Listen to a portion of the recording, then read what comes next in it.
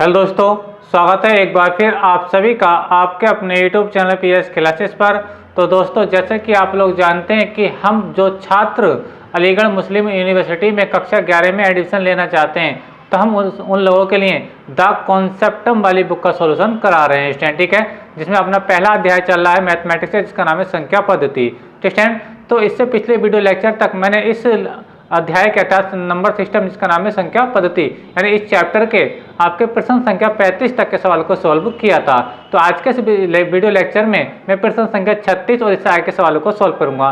तो स्टूडेंट देखिए, मैं आपको बताते चलूँ स्टूडेंट कि समय बचाने के लिए मैंने कुछ क्वेश्चनों को आपकी स्क्रीन पर पहले से ही लिख रखा है, ताकि ज़्यादा से ज़्यादा कम टाइम में सवाल हो सकें। ठीक है, फिर से आगे के सवाल मैं आपकी कॉन्सेप्ट वाली बुक से ही सॉल्व कराऊंगा स्टूडेंट। ठीक है, तो आइए शुरू करते हैं लेक्चर को स्टूडेंट। देखते हैं क्या है आज का सवाल।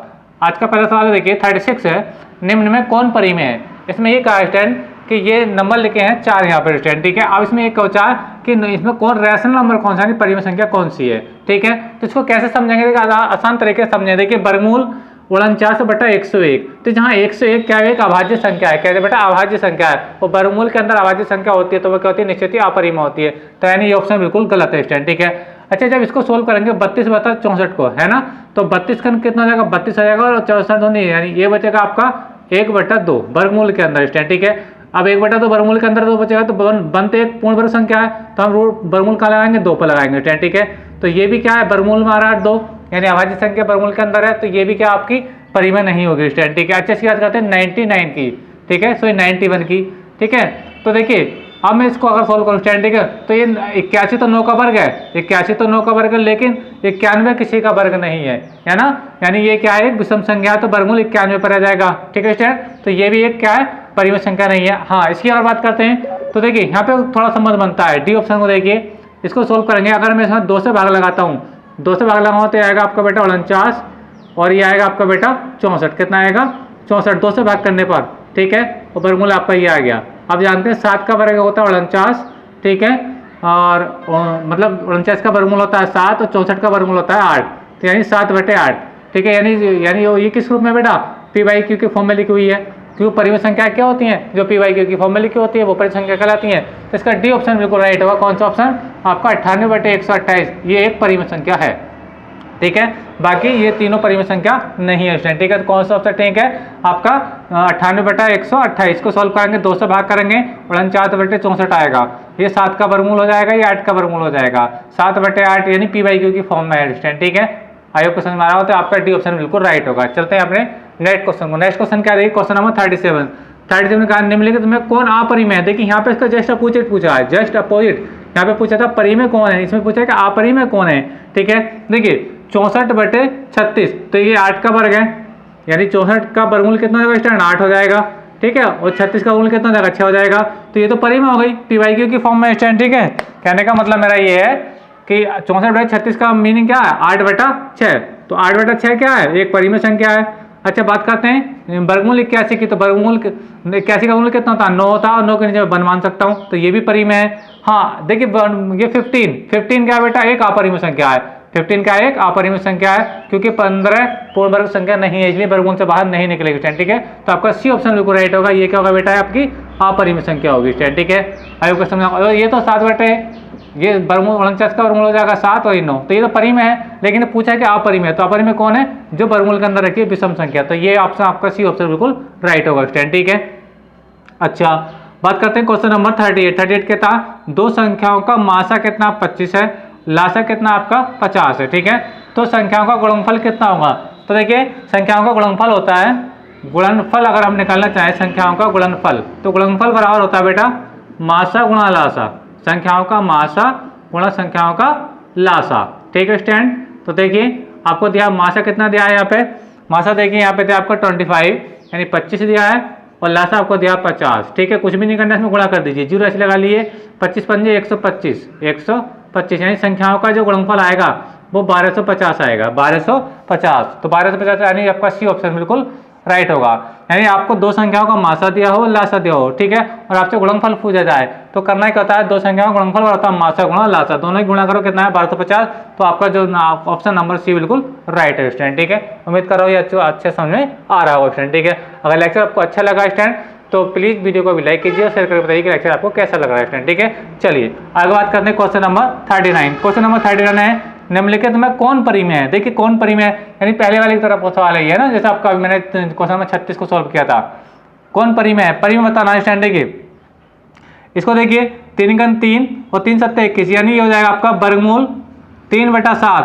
तो ये तो वर्गमूल 3/7 ना, तो 3 भी अपरिमेय है, यानी वर्गमूल के अंदर है, तो ये भी अपरिमेय, ये भी अपरिमेय।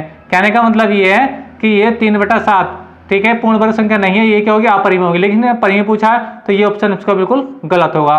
बात करते हैं 16/23 की, तो 16 तो पूर्ण वर्ग संख्या है, यानी ये तो 4 बन के बाहर निकल जाएगा, 16 का वर्गमूल हो जाएगा 4, लेकिन 23 पे वर्गमूल अभी रह जाएगा स्टूडेंट, 23 पे वर्गमूल अभी रह जाएगा, तो ये भी क्या होगी बेटा, परिमेय नहीं होगी, यानी ये भी अपरिमेय संख्या है। ठीक है, अच्छा बात करते हैं 81/91। 81/91, तो 81/91 मैंने आपको बताया था ये परिमेय है ही नहीं, ये परिमेय नहीं है। ठीक है, जब ये परिमेय नहीं है तो छोड़ो इसको। क्यों नहीं है, क्योंकि ये तो देखिए 81 तो 9 बन के बाहर निकल जाएगा, लेकिन 91 तो किसी का वर्ग 91 का वर्गमूल होता ही नहीं है, मतलब पूर्ण वर्ग संख्या नहीं है डिस्टेंट। ठीक है, तो ये भी क्या होगी बेटा, आपकी अपरिमेय संख्या होगी। ठीक है, जब भी आप इसको मैं ऐसे लिख सकता हूँ 91 ऐसे लिख लीजिए। ठीक है, तो 9/91 ये क्या, ये भी अपरिमेय है।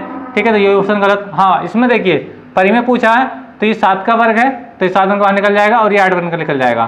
ठीक है, यानी कहने का मतलब ये बिल्कुल रिपीटेड क्वेश्चन था। क्वेश्चन नंबर 36 की तरह था बिल्कुल आपका 7/8, यानी आपका डी ऑप्शन बिल्कुल राइट है, यानी ये आपका परिमेय संख्या होगी निश्चित। ठीक है, तो डी उसका ऑप्शन राइट है। 49/64 दोनों ही पूर्ण वर्ग संख्या होगी, 7/8 के रूप में बाहर निकल जाएंगी। ठीक है, और ये जहाँ पी बाई क्यू से तुलना करो तो पी का मान हो जाएगा 7 और क्यू का मान हो जाएगा 8, यानी ये परिमेय संख्या है स्टूडेंट। ठीक है, चलिए क्वेश्चन नंबर हम बात करते हैं 40 की। 40 में कहा गया 23 अब ये हर के अभाज्य गुणनखंड दे रखे हैं आपको, 2 की घात 3 और 5 की घात 2 का दशमलव प्रसार कैसा होगा। ठीक है, शांत होगा, अशांत होगा, आवर्ती होगा या कोई नहीं। तो इसको समझने का बहुत आसान तरीका ये होता है स्टूडेंट, मैंने आपको आपका जब बेसिक पढ़ाया था परिमेय संख्याओं का दशमलव प्रसार, ठीक है, तो मैंने बताया था अगर हर के गुणनखंडों में, हर के अभाज्य गुणनखंडों में या तो 2 आए या 5 आए या 2 और 5 दोनों आ जाएं, तो उसका दशमलव प्रसार हमेशा कैसा होता है, शांत होता है। यानी इसका जो ऑप्शन है बिल्कुल ए बिल्कुल राइट है, ए ऑप्शन इसका बिल्कुल राइट है।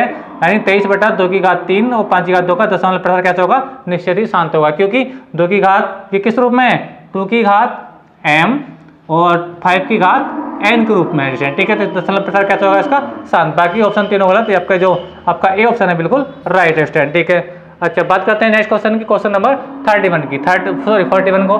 तो इसको मैं थोड़ा रब कर देता हूँ। देखिए कि क्या कहा है अगले साल में, क्वेश्चन नंबर 41 को तो पढ़ रहा हूँ। देखिए बुक से देखते हैं, ये कहा गया 41 में कि 17, मैं लिख रहा हूँ, देखिए क्वेश्चन नंबर है 41, इसमें कहा गया है 17/25 या 7/20 का दशमलव प्रसार होगा। दशमलव प्रसार कैसा होगा ये इसने पूछा है ना, तो ध्यान से समझे स्टैंड। देखिए अगर मैं बात करता हूँ इसकी 17/25 का गुणनखंड करिए 5 × 5, ठीक है। अच्छा अगर मैं बात करता हूँ 7/20 की, तो 20 को लिखता हूँ 2 × 2 × 5। तो देखिए इससे फैक्टर जो आ रहा है स्टैंड, फैक्टर देखो इसमें दोनों 5 आ रहा है, इसमें 2 और 5 दोनों आ रहे हैं। तो कहने का मतलब ये है किसके जो फैक्टर है वो बिल्कुल इस टाइप के हैं। गुणनखंडों में क्या रहा है, नीचे वाली संख्या के गुणनखंडों में क्या रहा है, इसमें तो दोनों 5-5 आ रहे हैं, इसमें 2 और 5 दोनों आ रहे हैं। तो शांत होने के लिए शर्त क्या होती है, यही तो शर्त होती है कि नीचे वाली संख्या के गुणनखंडों में या तो 5 आना चाहिए अभाज्य गुणनखंडों में, या फिर 5 और 2 दोनों आने चाहिए, तो आपका दशमलव प्रसार कैसा होगा, शांत होगा। तो इसका क्वेश्चन नंबर 41 का जो ऑप्शन होगा कौन सा, देखिए कौन से नंबर पर दिया है, ये पहले नंबर पे दिया है, इसमें भी पहले नंबर पे लिखा है शांत। क्या लिखा है बेटा, शांत, यानी इसका जो ऑप्शन होगा पहला ही ठीक होगा इसका भी। ठीक है, यानी 17/25 या 7/20 का जो दशमलव प्रसार होगा वो शांति होगा स्टूडेंट। ठीक है, बाकी ऑप्शन को मैं नहीं लिख रहा हूँ, जो सही है उसी को बता रहा हूँ। ठीक है, अच्छा क्वेश्चन नंबर 42, क्वेश्चन नंबर 42 में कहा गया है कि कौन अभाज्य है, कौन अभाज्य है। ठीक है, क्वेश्चन नंबर 42 की बात कर रहा हूँ मैं, है ना, 42। ठीक है, क्या कहा है, निम्न में कौन अभाज्य है, निम्न में कौन अभाज्य है। ठीक है, अभाज्य क्या होती है संख्या बेटा, जो 1 से कटती हैं और अपने आप से कटती हैं, या जिनके केवल 2 ही गुणनखंड होते हैं। संख्या ऑप्शन में है, एक तो 6 है ऑप्शन, बी पे आपका 9 है, फिर आपका तुम्हारा सी पे 15 है और डी पे आपका 11 है। यानी डी ऑप्शन बिल्कुल राइट होगा, क्योंकि 11 है या एक अपने आप से कटेगी और 1 से कटेगी। बात समझ आ रही है, या ये कहिए इसके 2 ही फैक्टर होंगे, एक तो 11 होगा, दूसरा फैक्टर क्या होगा इसका 1 होगा। तो जिनके केवल 2 ही फैक्टर होते हैं, एक तो स्वयंभू संख्या और एक तो वह संख्या क्या अभाज्य संख्या कहलाती है। इसका डी ऑप्शन बिल्कुल राइट है। ठीक है, अच्छा बात करते हैं क्वेश्चन नंबर 43 की। 43 में देखिए, 43 में स्टैंड हमसे कहा गया, मैं इसे ग्रैब कर रहा हूँ, उम्मीद है कि आपको समझ में आ गया स्टैंड। ठीक है, तो 43 में देखिए, 43 में कहा गया स्टैंड हम लोगों से वर्गमूल 2 या वर्गमूल 3 है। ठीक है, तो आप जानते हैं दोनों ही क्या अभाज्य संख्या दोनों ही वर्गमूल के अंदर रखी हैं। तो वर्गमूल 2 की बात करूं, सॉल्यूशन बता रहा हूं इसका, ठीक है नहीं, तो वर्गमूल 2 या वर्गमूल 3 दोनों ही क्या है, ये दोनों बेटा आपकी अपरिमेय संख्या है। कैसी है ये, अपरिमेय संख्या है। ठीक है, इसको मैं शॉर्ट में लिख देता हूँ ना, अपरिमेय, चलिए पूरा कर देता हूँ, परिमेय संख्या है। तो इसका ऑप्शन जो ठीक होगा वो कौन सा होगा, अपरिमेय। ठीक है, तो ऑप्शन नंबर इसमें 43 का जो होगा अपरिमेय। इसका जो बी ऑप्शन, ठीक है, इसको बी वाला जो ऑप्शन है, बी पे लिखा है अपरिमेय। दोनों ही कैसी संख्या बेटा, ये अपरिमेय संख्या है। कौन संख्या बेटा, ये अपरिमेय संख्या, यानी बी ऑप्शन इसका राइट है। ठीक है, बी पे लिखा अपरिमेय। अच्छा, क्वेश्चन नंबर हम बात करते हैं 44 की। क्वेश्चन नंबर 44 को देख लीजिए स्टैंड।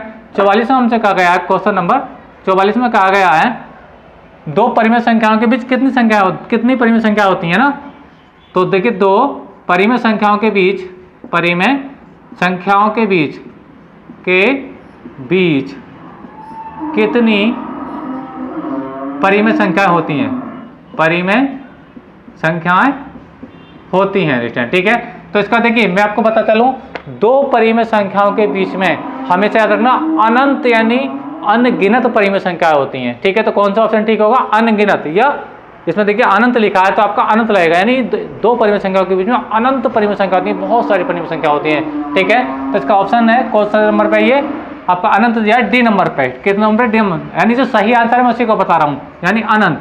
क्या बेटा, अनंत। याद रखना हमेशा दो परिमेय संख्याओं के बीच में हमेशा अनंत यानी अनगिनत परिमेय संख्या होती है। ठीक है।